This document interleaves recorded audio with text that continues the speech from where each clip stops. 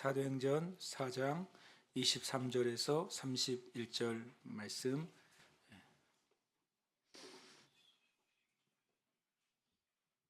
찾으셨습니까? 함께 사도행전 4장 23절에서 31절 말씀 함께 봉독하겠습니다. 사도들이 노임에 그 동료에게 가서 제사장들과 장로들의 말을 다 알리니 그들이 듣고 한 마음으로 하나님께 소리를 높여 이르되 대주제여 천지와 바다와 그 가운데 만물을 지은 이시요 또 주의 종 우리 조상 다윗의 입을 통하여 성령으로 말씀하시기를 어찌하여 열방이 분노하며 족속들이 허사를 경영하였는고 세상의 군왕들이 나서며 관리들이 함께 모여 주와 그의 그리스도를 대적하도다 하신 이로소이다. 과연 헤롯과 본디오 빌라도는 이방인과 이스라엘 백성과 합세하여 하나님께서 기름 부으신 거룩한 종 예수를 거슬러 하나님의 권능과 뜻대로 이루려고 예정하신 그것을 행하려고 이 성에 모였나이다. 주여 이제도 그들의 위협함을 굽어 보시옵고 또 종들로 하여금 담대히 하나님의 말씀을 전하게 하여 주시오며 손을 내밀어 병을 낫게 하시옵고 표적과 기사가 거룩한 종 예수의 이름으로 이루어지게 하옵소서 하더라. 빌기를 다음에 모인 곳이 진동하더니 무리가 다 성령이 충만하여 담대히 하나님의 말씀을 전하니라. 아멘. 할렐루야. 아멘. 이 말씀처럼 이 교회가 함께 기도할 때 하나님께서 이곳을 진동시키시는 은혜가 있기를 축복합니다. 이 말씀처럼 이 교회가 합심해서 기도할 때 성령의 충만함이 임하고 또 우리가 하나님의 담대함을 가지고 복음을 전하는 삶, 담대함을 가지고 말씀대로 사는 삶 살게 될 것을 축복합니다. 아멘. 우리가 지난주에 이어서 이 사도 요한과 베드로가 사내들인 공회에서 너무 놀랍고 담대하게 기독교의 진리를 선포한 것을 보게 됩니다. 예수 그리스도가 하나님이 세우신 그 구원의 집, 진리의 집의 우퉁이 돌이 되신다. 그 기초가 되신다. 오직 예수 위에만 또 교회가 세워질 수 있고 예수를 믿는 교회만 참된 교회라는 사실을 선포합니다. 또 더 나아가서 예수 그리스도의 이름 외에는 구원받을 다른 이름이 없음을 선포합니다. 그런 의미에서 사도 베드로의 선포는 초대교회의 가장 중요한 실은 신학을 선포한 겁니다. 여러 가지 신학적인 주제가 있고 진리가 있겠지만 제일 중요한 진리가 뭐겠습니까? 구원의 진리죠. 예수 믿으면서 어떤 하나님의 은혜를 입거나 또 축복을 받거나 할지라도 그럴 리는 없겠지만 구원받지 못하고 축복받는 일은 없겠지만 구원받지 못하고 축복받는다면 그 축복이 되겠습니까? 그것은 오히려 더 심판에 이르는 일이 될 것입니다. 그래서 이 사도 베드로의 선포는 초대교회의 가장 중요한 핵심적인 선포라는 말씀을 드렸습니다. 그 선포를 했음에도 불구하고 이 사내들인 공회는 이 두 사도를 또 전도하지 말 것을 위협합니다. 금지를 시키고 위협을 해서 이제 보내게 됩니다. 왜냐하면 자신들은 이 사도 요한이나 베드로를 어떤 제 몫으로 벌을 주려고 했지만 이미 명확한 그 증거가 있었잖아요. 40여 세나 된 평생 장애로 살았던 사람이 사람들 앞에서 공개적으로 치유되고 회복되는 놀라운 증거가 있었기 때문에 그 자체를 무시하거나 그 자체를 부정할 수가 없었던 것입니다. 우리가 지난주에 함께 기도했던 것처럼 이 세대의 교회에도 악한 자들이 하나님을 대적하는 이들이 또 마귀가 또 하나님을 부정하는 이들이 결코 반박할 수 없는 하나님이 함께 하신 증거가 나타나야 될 줄 믿습니다. 여러분 자신도 또 저도 그 기도를 계속 하시길 축복합니다. 주님, 저의 삶에 하나님이 살아계신 증거가 나타나게 해주세요. 제가 높아지기 위해서가 아니라 제가 잘 먹고 잘 살고 그러기 위해서가 아니라 나를 부르신 하나님이 얼마나 위대하신지, 나를 구원하신 하나님이 얼마나 사랑이 크신지, 나와 함께 하신 하나님 얼마나 능력이 많으신 분인지 하나님 저를 통해서 나타내 주세요. 여러분이 순간순간 그렇게 기도하시길 축복합니다. 그렇게 기도할 때 주님이 우리에게 엄청난 아이디어를 주시기도 할 것이고 지혜도 주실 것이고 또 믿음으로 선포한 것이 역사하고 응답되는 것을 우리가 보게 될 줄 믿습니다. 아멘. 그 사건이 있은 뒤에 23절에 보면 사도들이 놓여집니다. 그들이 놓여졌지만 여전히 남아있는 것은 뭡니까? 21절에 보니까 그들이 위협하고 금지한 것은 그대로 남아있죠. 그러면서 이 25절, 26절에 그들이 가지고 있는 상태와 감정과 행위를 이 사도들은 바로 시편 2편 말씀을 인용해서 그대로 말하고 있습니다. 세 가지가 여전히 있는 것이죠. 25절에 보면 또 주의 종 우리 조상 다윗의 입을 통하여 성령으로 말씀하시기를 어찌하여 열방이 분노하며 족속들이 허사를 경영하였는고 세상의 군왕들이 나서며 관리들이 함께 모여 주와 그의 그리스도를 대적하도다. 세 가지 일이 그대로 존재하는 것입니다. 첫 번째로는 그들의 분노죠. 분노. 이 시편 2편에서 예언한 대로 여전히 하나님의 대적자들은 하나님의 일들에 대해서 분노하고 하나님의 종들과 하나님의 교회와 하나님의 백성들 가운데 일어나는 하나님의 일에 대해서 분노하는 것입니다. 그러니까 실은 안티 크리스찬들을 만나면 교회를 대적하는 자들을 만나면 괜히 화가 나 있어요. 그렇죠? 자신들이 피해를 본 것이 아님에도 불구하고 엄청나게 교회에 대해서 예수 그리스도에 대해서 성경에 대해서 기독교에 대해서 또 목사님들에 대해서 엄청난 분노를 바라고 있는 것을 보게 됩니다. 그것은 분명히 마귀의 일이라고 성경은 말씀하고 있는 것입니다. 두 번째로는 허사를 경영한다고 합니다. 헛된 일을 꾀한다고 말씀하고 있습니다. 여기서 헛된 일은 뭡니까? 위협하는 거죠.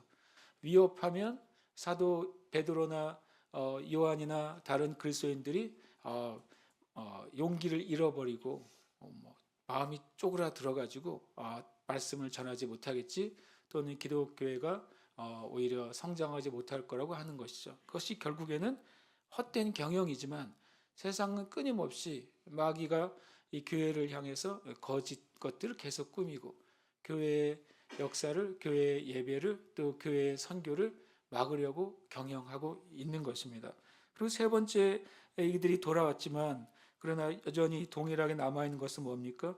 주와 그리스도를 대적한다고 했습니다. 주는 하나님이시고 그리스도는 예수 그리스도이십니다. 예수 그리스도를 대적하는 상황, 이 세 가지 상황은 그대로 있는 것이죠. 분노와 헛된 경영과 대적이 그대로 남아 있는 것입니다. 그런 상황 가운데 이들이 이제 사도 베드로와 요한의 보고를 받게 되죠. 그랬을 때 그들이 어떻게 합니까? 이 24절에 보니까 그들이 듣고 한 마음으로 하나님께 소리를 높여 기도하기 시작합니다. 여기서는 소리를 높였다고 하니까 그냥 크게 샤우팅을 한 것처럼 보이지만 이 기도했다는 사실을 알 수 있어요. 어떻게 알 수 있습니까? 31절을 보시면 빌기를 다음에, 영어 성경에는 기도하기를 다음에라고 되어 있어요. 그러니까 이 24절부터 한 마음을 하나님께 소리를 높여 한 것은 합심 기도를 한 것이죠. 합심 기도를 했고 더 나아가서 소리를 높였으니까 통성 기도를 한 거잖아요. 그렇죠? 합심으로 통성 기도를 한 것입니다. 성경의 초대교회가 합심으로 기도하고 통성으로 기도한 첫 번째 이제 그림이 여기에 나와 있습니다. 물론 초대교회는 기도가 가장 중요한 교회 사역이었고 신앙생활의 핵심이었습니다. 어떻게 보면 초대교회는 기도를 통해 세워진 교회고 또 기도를 통해 전진해온 교회라고 할 수 있습니다. 우리가 아는 것처럼 사도행전 2장 42절에 그들이 사도의 가르침을 받아 서로 교제하며 떡을 떼며 오로지 기도하기를 힘쓰니라. 교회가 이제 형성되고 공동체가 세워진 이후에 그리스도인의 삶에 대해서 설명할 때 아주 중요한 것이 오로지 기도하기를 힘썼다라고 말했습니다. 신앙생활의 핵심이 실은 기도였어요. 저와 여러분의 신앙생활의 핵심이 기도이십니까? 참 중요한 도전이잖아요. 내가 하나님을 믿는 믿음을 가진 사람인데 믿음을 가진 나의 신앙생활의 핵심이 기도냐 아니냐는 것입니다. 실은 아는 것처럼 오순절 성령의 세례도 기도할 때 일어난 일입니다. 기도 중에 일어난 일이죠. 그들이 기도할 때 성령께서 놀랍게 임하셨다는 사실을 우리가 보게 됩니다. 또 사도행 4장 31절에 보면 오늘 말씀에도 보면 빌기를 다함에 모인 것이 진동하더니 무리가 다 성령이 충만하여 담대히 하나님의 말씀을 전하니라. 얼마큼 기도했을까요? 성경에 얼마큼 기도했는지는 나와 있지 않습니다. 그러나 분명히 이 24절부터 30절까지의 이 중요한 이 기도를 사도가 선포했겠죠. 이 기도의 내용을 선포할 때 그 기도의 내용을 가지고 온 무리가 성령 안에서 기도했다는 사실 우리가 알 수 있습니다. 아마 이 온 무리는 다 성령 세례를 받은 무리입니다. 그들은 다 아마 방언으로 기도했을 것입니다. 방언으로 이 선포된 기도의 주제를 가지고 주제를 한 마음으로 합심해서 가지고 하나님께 간절히 기도한 것입니다. 기도의 결과가 하나님이 임재하시는 그 증거로 그들이 있는 그 건물이 진동하기까지 이르렀고, 그리고 모든 사람이 다 성령으로 충만하게 됐습니다. 이거 중요한 말인데요. 성령의 세례는 일생에 한 번이면 족합니다. 그러나 성령의 충만, 능력으로 충만하게 되는 것은 날마다 구해야 되는 일입니다. 더더군다나 우리가 어떤 함께 합심해서 기도하는 기도의 제목을 가지고 기도할 때는 성령의 충만함이 제일 중요한 기도의 요소가 되고 응답받는 기도의 또한 핵심이 되는 것입니다. 또 사도행전 12장에 보면 베드로는 옥에 갇혔고 교회는 그를 위하여 간절히 하나님께 기도하더라 이렇게 되어 있습니다. 헤롯이 예수님 사도 야고보를 죽이죠. 그러니까 이 첫 번째 순교자가 나타나니까 오히려 그리스도교인들을 싫어하는 유대인들로부터 지지율이 높아졌어요. 여론이 좋아진 거죠. 그랬더니 한 놈 더 잡아 죽이면 지지율이 2배가 되겠구나 이런 생각했을 거예요 아마. 그 한 놈이 누굽니까? 작은 피라미가 아니라 진짜 대장을 잡아야 자기가 인기가 좋아질 거라고 생각하죠. 바로 베드로를 잡습니다. 실제로 사도 베드로가 가장 중요한 초대교회 초기의 사도라는 사실은 그건 확실한 사실이죠. 그래서 베드로가 잡힙니다. 그러니까 교회가 12장 5절에 보면 베드로는 옥에 갇혔고 라고 말합니다. 옥에 갇혔어요. 그리고 교회는 그를 위하여 간절히 기도하기 시작합니다. 근데 기도를 하고 잠깐 끝난 게 아니에요. 베드로는 그 밤에 어떻게 합니까? 갇혀가지고 밤새 쿨쿨거리고 잠을 잡니다. 성경에 보면 이 감옥에 갇혀 있고 또 손발은 착고에 매여 있는데도 베드로는 정말 놀랍게도 담대하게 평안한 잠을 자요.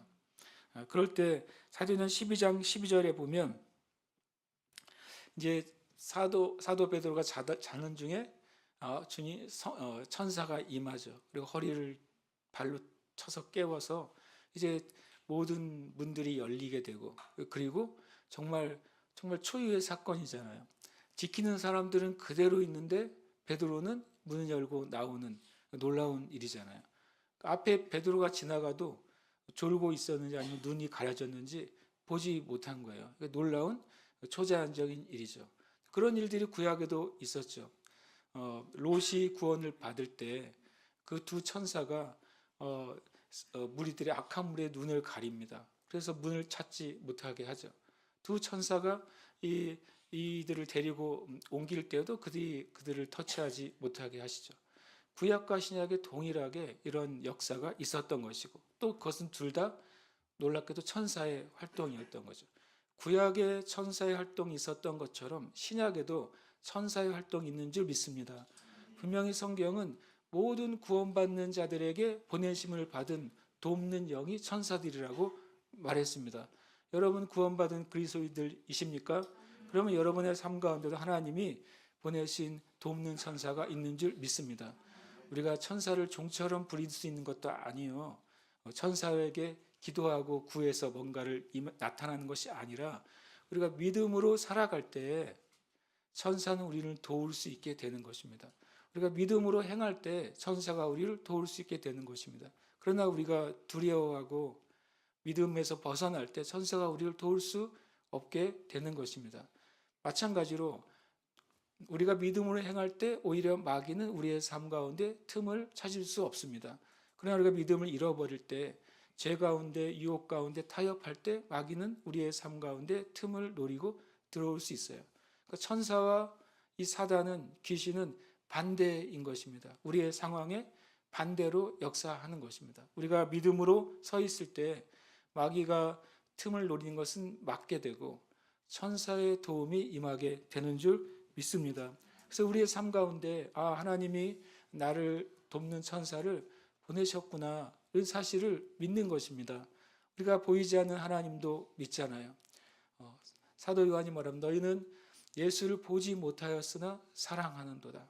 지금도 보지 못하지만 말할 수 없는 기쁨으로 기뻐한다, 이렇게 말하고 있습니다. 천사도 보이지 않죠. 그러나 천사는 존재하며 이렇게 기도할 때에 천사가 사역할 수 있는 그런 조건이 형성이 되는 것입니다. 그때 얼마큼 기도했냐면 사도행전 12장 12절에 보면 이제 베드로가 풀려나가지고 정말 천사가 나를 구해줬구나, 주님이 나에게 천사를 보내셔서 구해줬구나 하고 깨닫고서 어디로 가냐면 마가라는 요한의 어머니 마리아의 집에 갑니다. 아마도 이 장소는 성령의 오순절 세례가 임한 장소라고 여겨지고, 그리고 그 이후에도 그것은 초대교회의 중요한 모임 장소였다는 사실을 우리가 짐작할 수 있습니다. 그때 마리아의 집에 가니 여러 사람이 거기서 모여 뭐라고요? 기도하고 있더라 그랬어요. 얼마나 기도한 것입니까? 그러니까 이 베드로 사도는 엄청 자고 있는데 이 성도들은 계속 기도한 거예요. 밤을 새서 사도 베드로를 하나님께서 구해 주시기를, 또는 그의 심령을 강하게 하시기를. 어쩌면은 이런 생각도 했어요. 나는 그 초대교회가 베드로를 위해 기도할 때 무조건 풀어주세요라고 기도했을까? 그렇지 않을 수도 있다. 왜냐하면 베드로가 두드리니까 뭐라고 말했어요? 아니다라고 말했어요. 그래서 여자애가 가서 진짜 베드로 맞다 그랬더니 뭐라고 말해요? 그의 천사야. 그 말은 이 초대교회 성도들은 오히려 그 감옥에 갇혀서 죽는 것을 영광스럽게 여긴 것입니다. 만약에 베드로가 그 감옥에 갇혀서 사도 야고보처럼 죽임을 당한다면 그것은 정말 하나님께 영광이라고 여겼을 것입니다. 왜냐하면 베드로가 살아서 나올 거라고 생각하지 않았다는 거예요. 그래서 한편으로는 가만히 묵상하다 보니까 베드로 살려주세요라고 기도한 게 아니라 베드로가 주님이 주신 그 길을 담대히 가게 해주세요라고 기도한 거 아닌가, 이런 생각까지도 제가 들었어요. 그 뒤에 반응을 보고서. 어쨌든 초대교회는 이 일이 결말이 날 때까지 기도한 겁니다. 베드로가 영광스러운 순교를 하든지 아니면 이렇게 놀라운 하나님의 기적으로 그 감옥 가운데서 풀려나든지, 어쨌든 이 초대교회는 정말 기도의 교회였다는 사실은 의심의 여지가 없습니다. 잡힌 그 시간부터, 그때부터 마가의 다락방에 모여가지고, 이들도 여기가 주요 집회 장소니까 타겟이 될 수 있잖아요. 베드로도 잡아갔는데 그 나머지 사람들 잡지 못하겠어요? 예수님이 잡히셨을 때 그 열한 사도가 어떻게 했습니까? 두려워 벌벌 떨었잖아요. 문을 다 걸어 잠그고 있었습니다. 근데 이제는 그들이 쳐들어오든지 말든지 뭐 하고 있습니까? 기도하고 있는 거예요.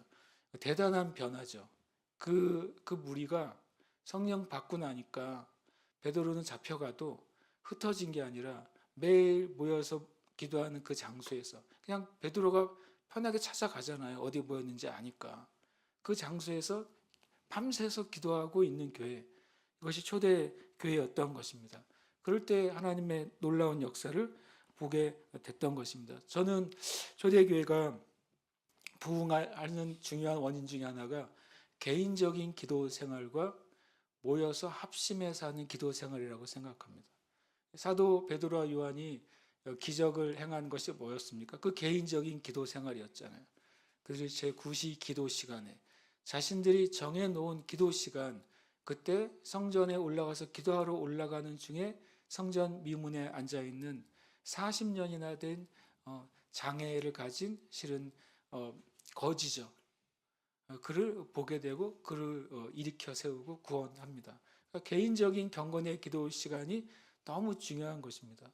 여러분 개인적인 기도 시간이 확보되어 있으십니까? 이것만큼 정말 중요한 것은 없는 것 같아요.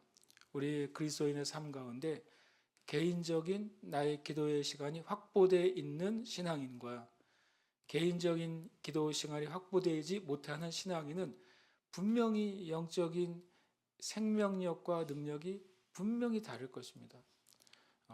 뭐 바쁘다 하지만 그러나 실은 이 초대교회 성도들도 바빴어요. 인생은 다 바쁜 일이 있습니다. 하루 종일 아무것도 안 하고 놀고 있는 사람한테도 뭐 시키면 시간이 없다고 합니다. 바빠요. 그러니까 결국엔 우리가 개인의 기도 시간을 확보하는 것은 우리의 영적인 의지를 드려야만 돼요. 그리고 우리의 삶 가운데 그 시간을 찾아야만 됩니다. 성경에 가장 바쁜 인물 중에 한 분이 예수님이셨잖아요.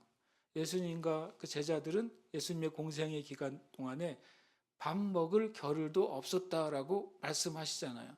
근데 예수님이 한 장소를 옮기실 때마다 어떻게 하셨습니까? 그 바쁜 와중에 홀로 하나님을 만날 그 장소를 찾으셨어요. 인적이 드문 곳, 사람이 다니지 않는 곳. 인적이 드문 곳, 사람이 다니지 않는 곳은 옛날 말로 하면 강도가 나올 곳 아닌가요? 제가 보기에 으슥한 곳이니까 아니면 산으로 가면 뱀이 나올 곳이거나 사람이 다니지 않는 걸 주님이 가셔서 하나님과 그 교제를 가지셨고 그때 하나님으로부터 주님께서 행하실 일과 선포될 진리의 말씀을 받으신 것입니다. 왜냐하면 예수님께서 분명히 말씀하세요. 내가 전한 말은 아버지께 받은 것이고 내가 하는 일도 아버지께서 내 안에 계셔서 아버지의 일을 하시는 것이라 라고 말씀하셨기 때문에 그렇습니다. 기도는 초대교회 신앙의 중심일 뿐만 아니라 지금도 하나님이 역사하시는 신앙의 중심이 되는 줄 믿습니다. 여러분 기도의 시간을 반드시 확보하시기를 축복합니다. 반드시 확보하셔야 됩니다. 이 대한민국의 6.25 전쟁 때 마지노선이 낙동강 전선이었잖아요.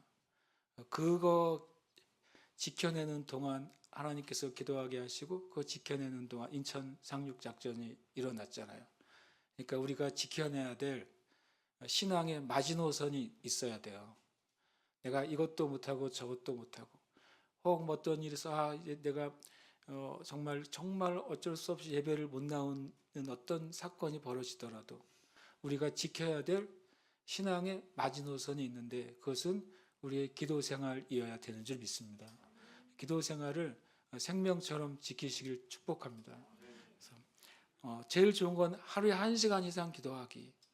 주님이 그러셨잖아요. 너희가 나와 함께 1시간도 깨어서 기도할 수 없더냐. 시험에 들지 않게 깨어서 기도하라. 깨어서 기도하라 그랬어요. 기도 자리에 앉아가지고 몸 밖에 이제 몸 안에 있는지 모르는 상태로 이렇게 꾸벅꾸벅 하다가 벌써 1시간이 됐네. 그리고 일어나면 안 되고 정신을 차리고 깨어서 기도하시길 축복합니다. 깨어서 기도하는 좋은 방법 중 하나가 말씀을 읽으면서 기도하는 겁니다. 말씀을 읽고 그 말씀 가운데 있는 진리를 내가 선포하면서 기도를 시작하는 겁니다. 또 여러분 2025년 여러분에게 준 약속의 말씀 카드 어디 갔는지 아시죠? 기억하기를 축복합니다. 오늘 밤에 가서 찾아보시기를 축복합니다. 네. 찾아보지 못하면 사진이라도 찍어놨잖아요. 그때 사진 찍어서 각 셀별로 보냈으니까 그거라도 찾으셔가지고 다시 보고 약속은 기억하는 사람에게 약속이 주어지는 거잖아요. 내가 누구랑 약속해놓고 그 날과 시를 기억하지 못하면 그 약속은 무효가 돼버리잖아요. 우리가 하나님의 말씀을 받았다면 그것을 약속처럼 붙잡으시기를 축복합니다. 또 사도행전 13장 2절 3절에 보면 안디옥 교회는 이방의 교회죠. 예루살렘 교회가 아닌 안디옥 교회가 예루살렘 다음에 선교의 중심지가 될 수 있었던 이유도 그들이 기도하는 교회였기 때문인 것입니다. 주를 섬겨 금식할 때 성령이 이르시되라고 말합니다. 이 따로 두 사람을 떼어서 보내라. 그래서 이에 그들이 다시 금식합니다. 저는 이 말씀이 참 놀라웠어요. 2절에 주를 섬겨 금식할 때 성령님이 말씀하셨어요. 그래서 두 명을 세우고 다시 또 금식해요. 이 안디옥 교회는 가기 힘든 교회인 것 같아요. 금식하는 교회예요. 평소도 금식하고 주님이 사도 바울과 바나바를 세우라 할 때 세워놓고도 또 금식해요. 그리고서 두 사람에게 안수하여 보내죠. 금식하며 기도했던 안디옥 교회를 통해서 이방 선교의 문, 세계 선교의 문이 활짝 열렸습니다. 이미 금식하고 기도했기 때문에 저는 이 생각을 했습니다. 우리가 마귀를 대적하고 마귀를 쫓아보내는 길이 몇 가지가 있잖아요. 하나는 예수 그리스도의 이름으로 쫓는 것입니다. 그리고 믿는 자의 권세로 쫓습니다. 또 하나는 기도로 쫓습니다. 기도 외에는 이런 유가 나갈 수 없느니라 주님 말씀하셨고, 킹제임스 성경에는 기도와 금식 외에는 이런 종류의 악한 귀신이 나갈 수 없다라고 말씀하셨잖아요. 저는 이 주님이 왜 안디옥 교회를 통해서 처음으로 첫 선교사죠. 사도 바울과 바나바를 파송하게 하셨을까? 이 교회가 금식하는 교회였던 거예요. 금식하는 교회가 뭐 한 것입니까? 마귀의 권세를 이겼던 교회입니다. 그러니까 이 사도 바울과 바나바가 출발해서 섬으로 가자마자 사도 바울이 이 악한 바요나 바울이죠. 이름이 갑자기 헷갈렸네요. 그 악한 그 무당 같은 일을 보고서 눈이 멀으라 그러니까 눈이 멀잖아요. 이미 금식을 통해서 마귀의 권세가 무너져 내린 것입니다. 우리가 우리 교회도 기도하는 교회인 줄 믿습니다. 개인의 기도 생활을 또 기도 시간을 반드시 확보하시기를 축복합니다. 그리고 어떤 일이 생기면 더 기도하시기를 축복합니다. 문제가 생기면 더 기도하시기를 축복합니다. 그래야 우리가 어떤 일을 돌파할 수 있는 영적인 힘이 생기는 줄 믿습니다. 그리고 주님이 말씀하신다면 내 마음대로 금식하지 마시고 주님이 마음을 주실 때는 금식하면서라도 기도해야 될 줄 믿습니다. 금식은 나를 위해서 하는 것이 아닙니다. 금식은 하나님 나라를 위해서 금식해야 되는 것입니다. 그럴 때 하나님의 역사를 우리가 보게 될 줄 믿습니다. 그러면서 또 말씀해 보니까 이 25절이 되게 중요한데요.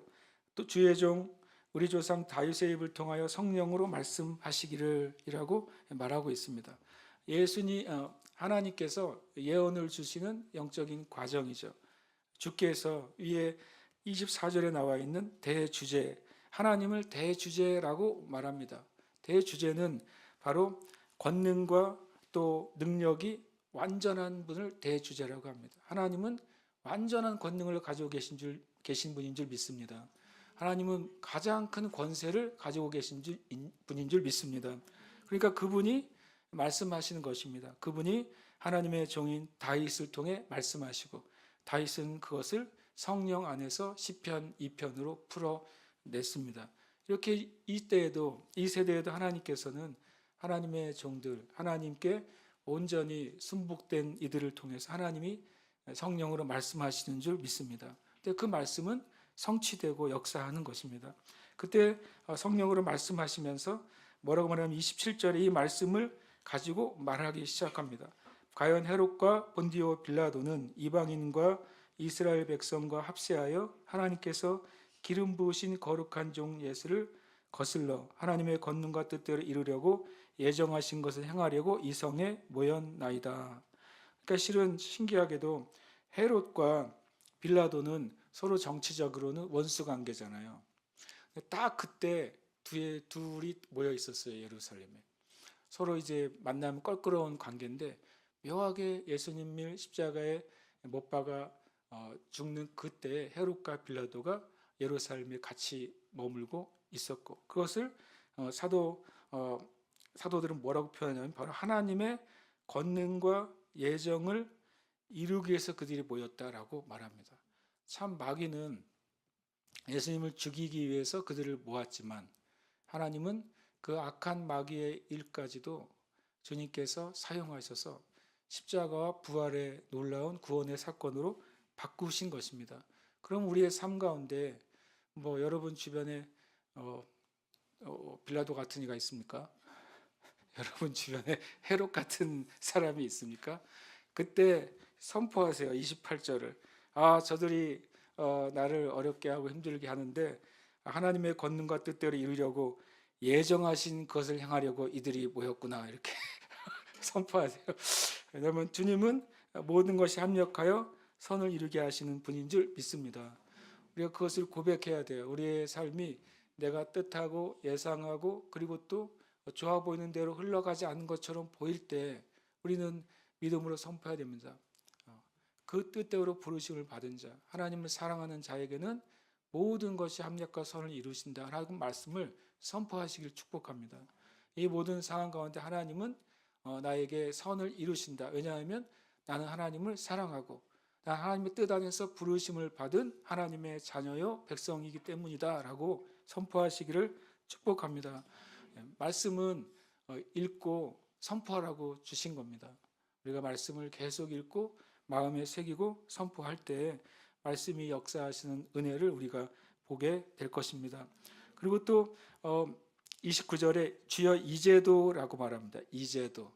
이 28절까지는 십자가의 역사가 있을 때까지도 그들이 똑같이 하나님을 대적하고 분노하고 위협하고 모여서 하나님을 대적했는데 지금도 그들이 위협함이 있다라고 하는 것입니다. 지금도 동일하게 사내들인 공회는 교회를 위협하고 사도들을 위협하고 또 잡아 죽이려고 하고 있는 것이죠. 그러나 그것에 대해서 이들이 이제 기도를 시작합니다. 이 기도가 간구의 기도가 그들을 향한 어떤 저주도 아니고 또 어떤 우리가 생각하는 우리의 필요를 구하는 기도도 아니고 놀라운 기도가 29절 30절에 있습니다. 그들의 열방이 분노했다고 그랬잖아요. 그것에 대한 기도가 뭐냐면 그들의 위협함을 굽어 보시옵고 이걸로 끝내요. 그들이 위협하지만 주님 이 상황을 주님께 올려드립니다. 이것으로 끝낸 거예요. 대담 담대한 것이죠. 그들이 위협하지만 우리는 주님께 맡겨드립니다. 이러고 끝냅니다. 그리고 또 종들로 하여금 담대히 하나님의 말씀을 전하게 하여 주시오며 그들이 뭐 했습니까? 실제로 이제는 금지시켰잖아요. 예수의 이름으로 가르치지 마라고 말을 했죠. 사내들인 공회의 일종의 명령은 유대인 사회에서는 법과 같죠. 법으로 금지를 시킨 거예요. 그런데도 불구하고 이들이 뭐라고 기도합니까? 담대하게 하나님의 말씀을 전하게 하여 주시옵소서. 그들이 위협하고 금지하지만 그러나 주님 우리는 담대하게 복음을 전하게 주십시오 라고 또 기도합니다. 다음에 30절에 손을 내밀어 병을 낫게 하시옵고 표적과 기사가 거룩한 종 예수의 이름으로 이루어지게 하옵소서. 그들이 뭐 하냐면 이제 주님을 대적했다고 되어 있잖아요. 시편 2편에는요. 주와 그리스도를 대적했다. 근데 그 대적한 자들이 배후에는 바로 마귀가 있잖아요.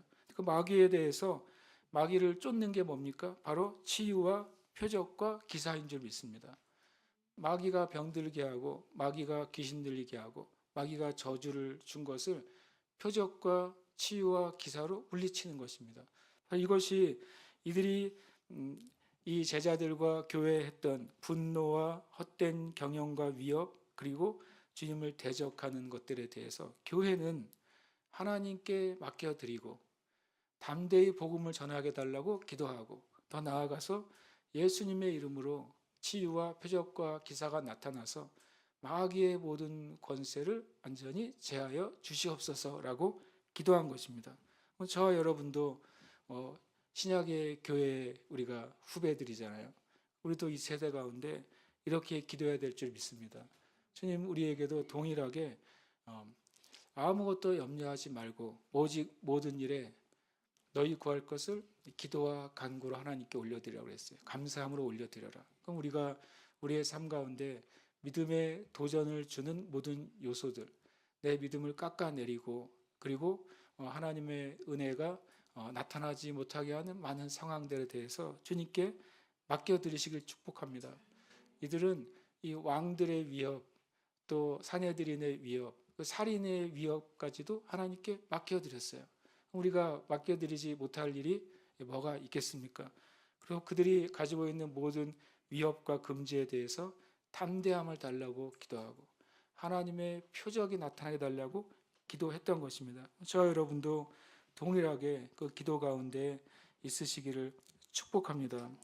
그리고 빌기를 다음에라고 말합니다. 빌기를 다음에 모인 곳이 진동하더니 우리가 다 성령이 충만하여 담대히 하나님의 말씀을 전하니라.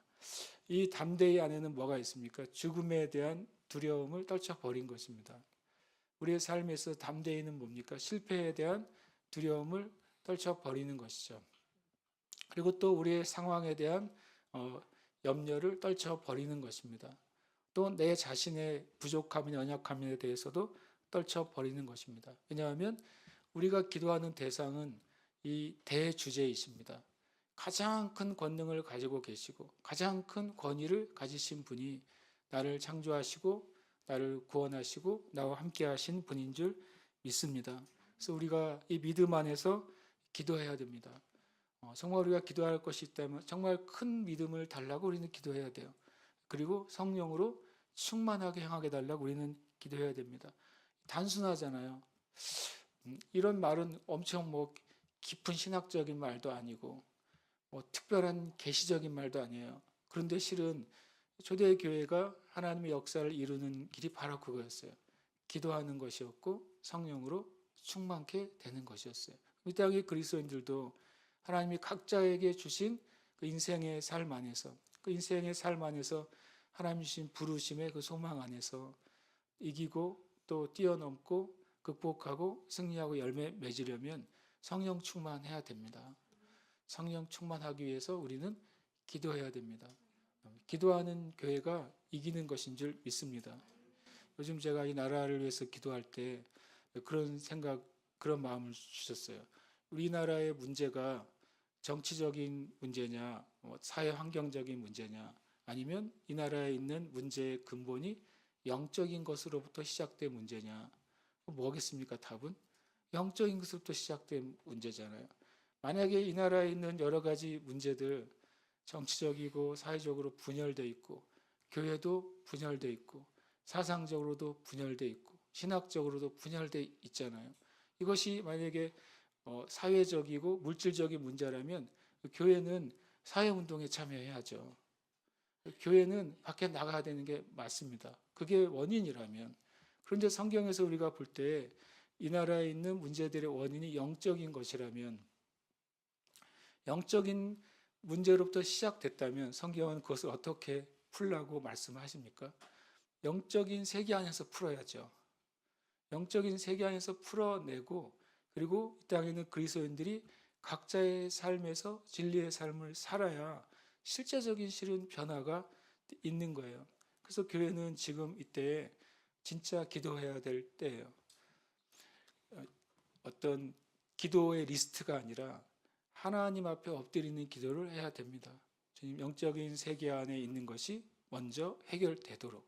개인적인 삶도 마찬가지예요. 우리의 삶에 표면적으로 나타나는 것이 만약에 물질적이고 그리고 내 삶에 있는 육적인 것이라면 그것부터 개선하면 돼요. 그러나 내 삶의 도전과 또 인생의 도전에 그 문제의 근원이 분명히 영적인 것으로부터 오는 것이다. 그러면 거기서부터 풀어야 되지 않겠습니까? 영적인 것을 푸는 첫 번째 길은 기도하는 것입니다. 기도할 때 우리가 하나님의 세계 안으로 들어갈 수가 있어요. 기도할 때 우리가 보이지 않는 하나님께서 보이지 않는 세계에 대해서 우리에게 가르쳐 주시는 것입니다. 그렇게 듣고 보고 나서 내 삶에 그것을 순종하고 풀어놓을 때 하나님의 변화와 역사를 보게 될 줄 믿습니다. 함께 이 시간 함께 기도하겠습니다. 우리 함께 기도할 때 하나님 내 자신이 정말 기도의 사람이 되게 주시옵소서. 우리가 조지 밀러나 허드슨 테일러나 어떤 위대한 기도의 사람들의 이야기를 듣고 읽습니다. 그러나 하나님은 우리 모든 그리스도인들이 위대한 기도의 사람이 되기를 원하신다고 저는 믿습니다. 어린 아이도 위대한 기도의 사람이 될 수 있습니다. 교회 처음 온 사람도 위대한 기도의 사람이 될 수 있습니다. 저와 여러분이 하나님 나라에서 위대한 기도의 사람이 되실 줄 믿습니다. 이 시간 주님, 제가 기도의 사람이 되게 하시고 이 교회가 기도하는 교회 되게 해주시옵소서. 예루살렘 교회처럼, 안디옥 교회처럼 기도로 돌파하는 교회, 기도로 돌파하는 성도 되게 하여 주시옵소서. 주님, 저의 인생 가운데 기도의 시간을 확보하게 해주시고 신앙의 삶 가운데 기도의 마지노선을 포기하지 않게 하여 주시옵소서. 이 시간 합심해서 기도하겠습니다.